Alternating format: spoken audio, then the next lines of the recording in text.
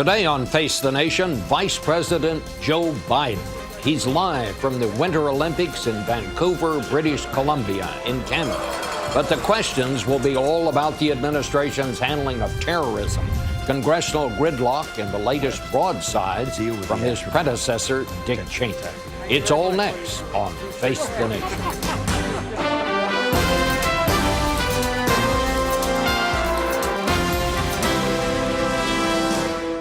Face the Nation with CBS News Chief Washington Correspondent Bob Schieffer. And now from CBS News in Washington, Bob Schieffer. And good morning once again. The Vice President is with us live in Vancouver this morning, heading the U.S. delegation to the Olympics. And last night, Mr. Vice President, in a taped interview with NBC, you began an extraordinary exchange with your predecessor, former Vice President Dick Cheney. Knowing that he was going to be on ABC this morning, you took a preliminary swipe at him, saying he was either misinformed or misinforming and was trying to rewrite history. Well, I have to tell you, Mr. Vice President, he did not disappoint. He lit into you this morning for misunderstanding the threat posed by al-Qaeda when you told Larry King you didn't believe that al-Qaeda was planning a 9/11 level attack on this country. He said they are trying to get a nuclear weapon and will use it if they do get one. Listen to this. I think, in fact, the situation with respect to al-Qaeda to say that, that was a big attack we had on 9/11, but it's not likely again. I just think that's dead wrong. I think the biggest strategic threat the United States faces today is the possibility of another 9/11 with a nuclear weapon or a biological agent of some kind. And I think al-Qaeda is out there, even as we meet, trying to figure out how to do that. I think they need to do everything they can to prevent it. And if the mindset is it's not likely, then it's difficult to mobilize the resources and get people to give it the kind of priority that it deserves. So, Mr. Vice President, are you underestimating the threat posed to this country by al-Qaeda? No, but I always underestimate the way Dick Cheney approaches things. The reason it's unlikely is because we have been relentless, absolutely relentless in isolating al-Qaeda, Central al-Qaeda, Osama bin Laden, al-Qaeda coming out of the Afghan-Pakistan region. We agree. The worst nightmare is the possession of nuclear weapons or a radiological weapon by al-Qaeda. That's why we put incredible resources. We've had significant success. We've eliminated over a dozen of their top 20 operatives, another 100 of their associates. We have been relentless in our effort to deal with keeping them isolated. They've been unable to operate in any significant coordinated way.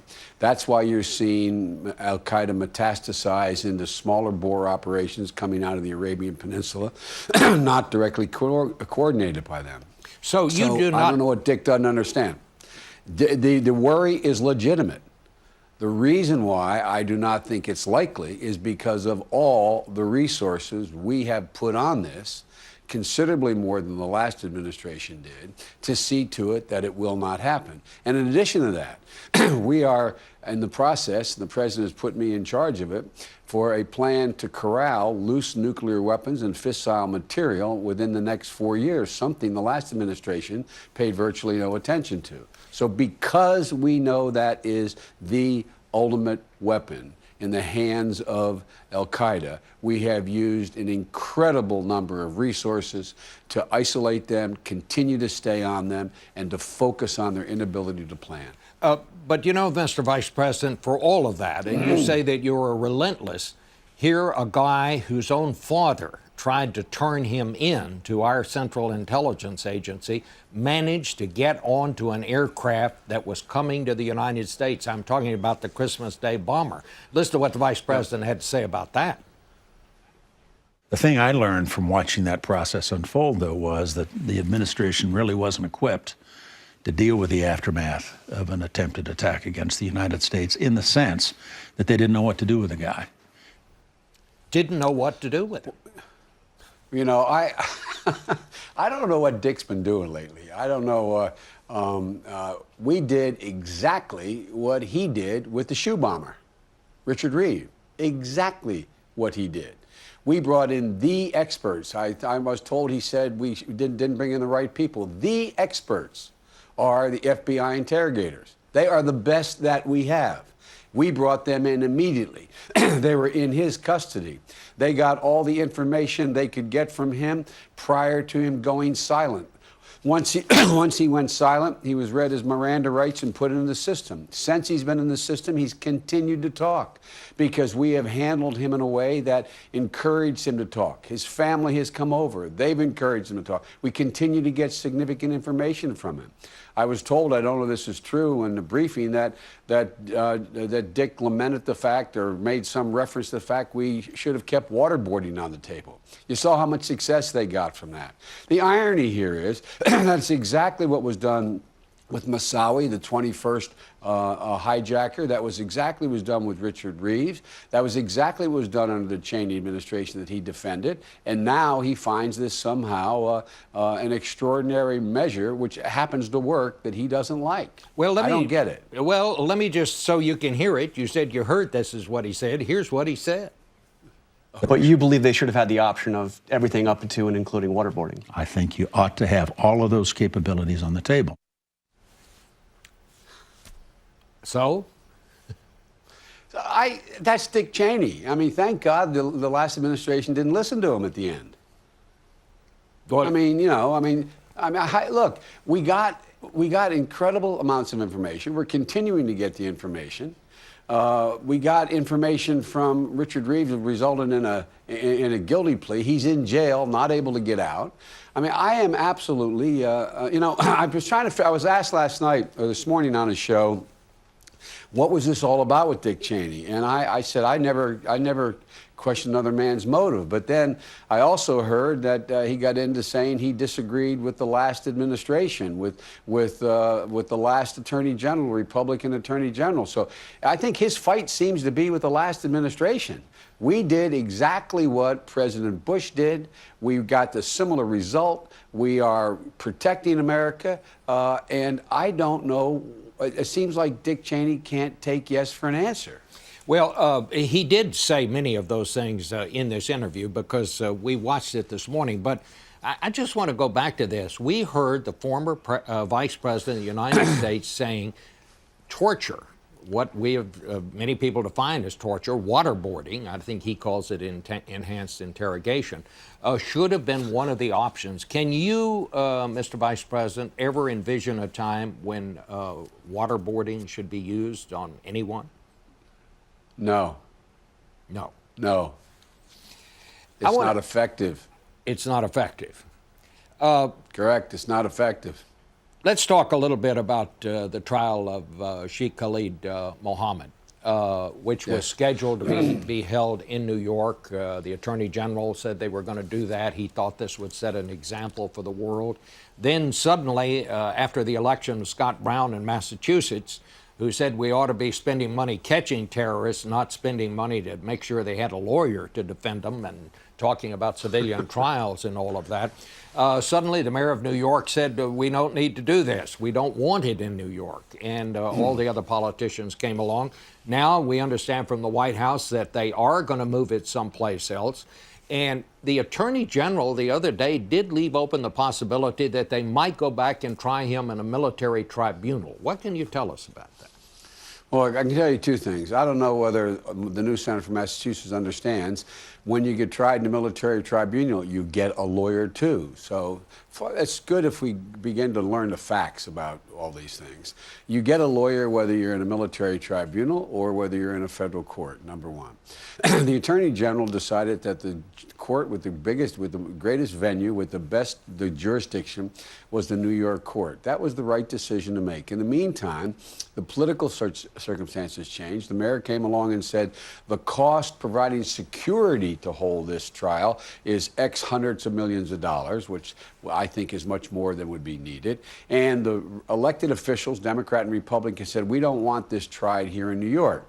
That creates a political dimension of this in the sense that the Congress can control the cost and the purse strings of how much money we have to try this case. So that's the only reason why the president is taking it under consideration. We have no doubt that the best, most effective legal way to put this guy behind bars for the longest time and get the most information with the most certainty is in an Article 3 court. But the president is now waiting for a recommendation from the Attorney General to see, as after review, whether we have the option to continue there or have to consider another option. Last point, Bob.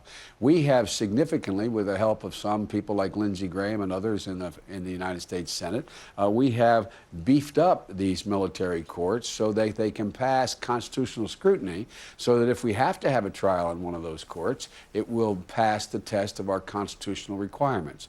So it is a possibility, but let me put this in perspective. There have been 3 people tried and convicted by the last administration in military courts. 2 are walking the street right now. There have been over 300 tried in federal courts by the last administration and by us. They're all in jail now. None of them are out seeing the light of day. So this idea that somehow if you get tried in a military court, the punishment is greater, or if you get tried in a civil court, a criminal court, it is less, is the opposite. But are you leaving open the possibility that Khalid Sheikh Mohammed may be tried in a military tribunal and not in a civilian court? Because that's a question that people are asking questions about right now. No, I think it's a legitimate question, and that's one we're considering right now, based upon You are what our considering options that. are. You are Well, considering we are that. still. Well, we have to consider it because we don't know what political constraints can be placed on us in terms of the cost of trying the case in a criminal court in the federal system. But that is still our preference. I'm going to play one more soundbite from the former vice president here on this very subject. He goes back to what the argument he was making in the beginning. He said it's the idea of the mindset of this administration. Listen to this.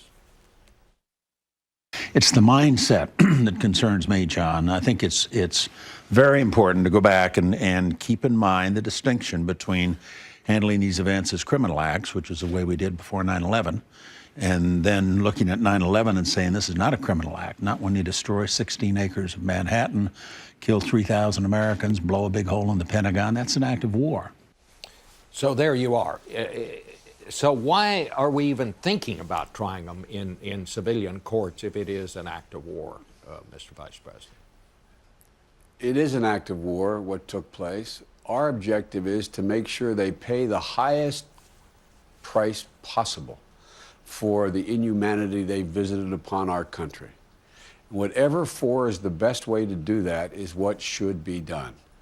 Now look, the fact of the matter is, the bulk of the people who were tried by any court in this country under the last administration were tried in a federal criminal court, and they're still in jail.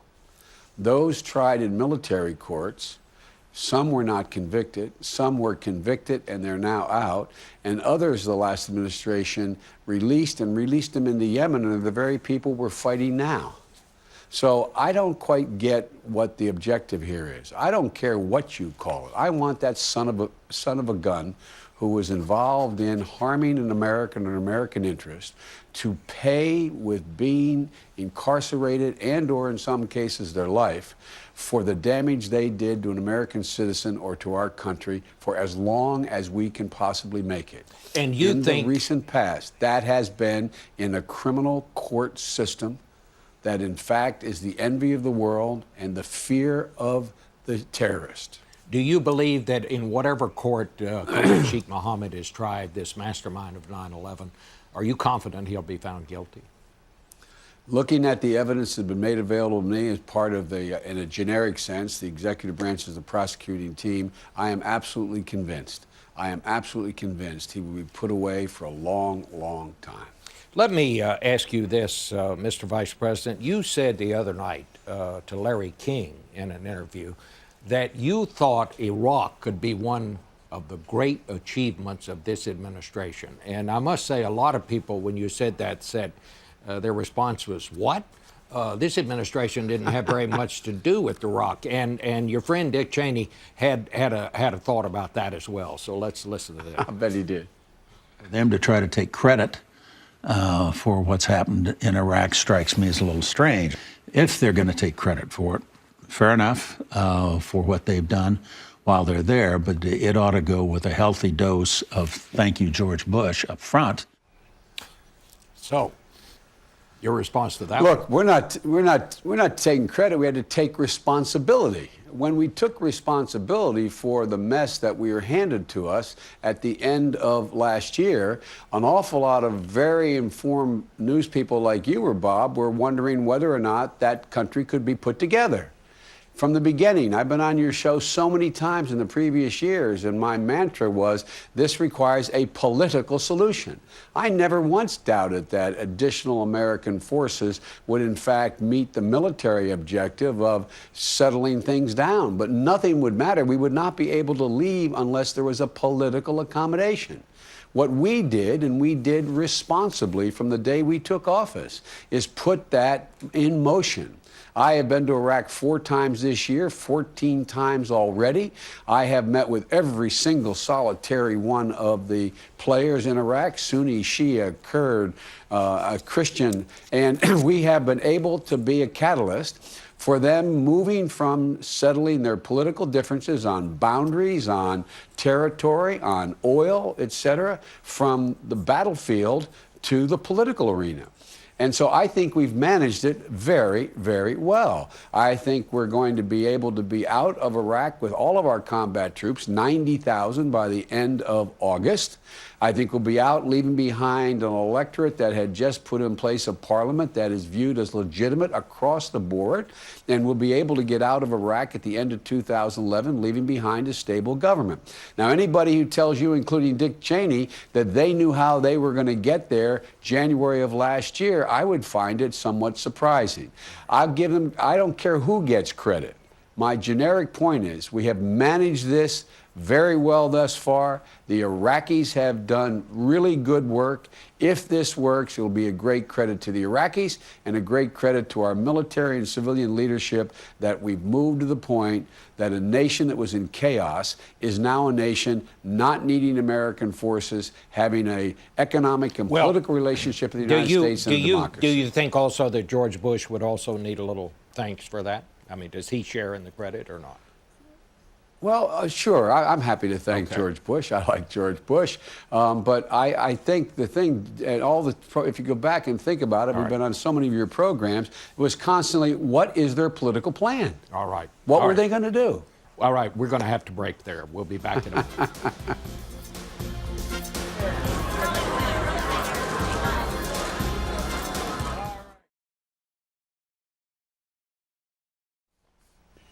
Back now live with Vice President Joe Biden. Mr. Vice President, Barack Obama came to Washington and said he was going to change things. But I have to admit, as I look around, I don't see much change. The partisanship is meaner than ever. The Congress is completely in gridlock now. You've got a jobs bill up there that even the Democrats can't figure out what they want to be in it. Whose fault is this, where we find ourselves right now?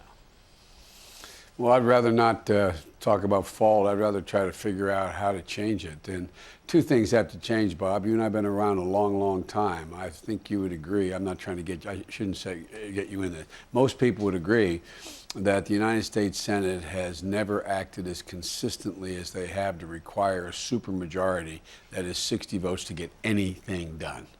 That's a fundamental shift. I was there for 36 years. I don't ever recall it being abused and used as much as it has now, number one. Number two, I think that what is happening now is we find ourselves in a position where everyone knows we've been brought back from the brink. We were hemorrhaging 740,000 jobs back in January. Now it's down to a trickle. We're still losing jobs, but we will be creating jobs on a monthly basis beginning this spring. Bring some hope to the American people that we're on the right path. And we're getting a new commitment to invest in creating jobs by investing in small businesses and tax credits, they hire people, et cetera. Our focus has But to be Mr. Vice jobs. President, if I could just interrupt you, I mean, the Congress can't even agree on that. Even the Democrats can't agree on a jobs bill here. It looks like that's going nowhere right now. Well, no, I think that's wrong. I think it is going somewhere. What Harry Reid decided to do was take a jobs bill where he could get the first bill he wanted to pass was a bipartisan bill where the Republicans signed on and for the first time and said there's a need to do something here. And that's what Harry wants to pass first. That includes tax credits, that includes business incentives, et cetera. And his objective is, and no one ever thought there'd be one single job bill. We thought this spring it'll be a series of initiatives that promote American workers to provide access to good jobs and to provide access to credit, which a lot of small businesses or credit worthy are being strangled. And so this is a process. And it's beginning. In the meantime, the Recovery Act is moving on, and we are continuing to create jobs there. But the bottom line here is that we've gone from inheriting an economy that shrunk 6% the month we came into office to one that's growing at 6% now. We're beginning to turn the corner, and we got to focus on the needs of ordinary people. That's why the president's talking about helping people with college education, retirement, et cetera. Mr. Vice President, we have to stop it right there. Thank you so much for being with us this morning. I'll be back in a moment with some final thoughts.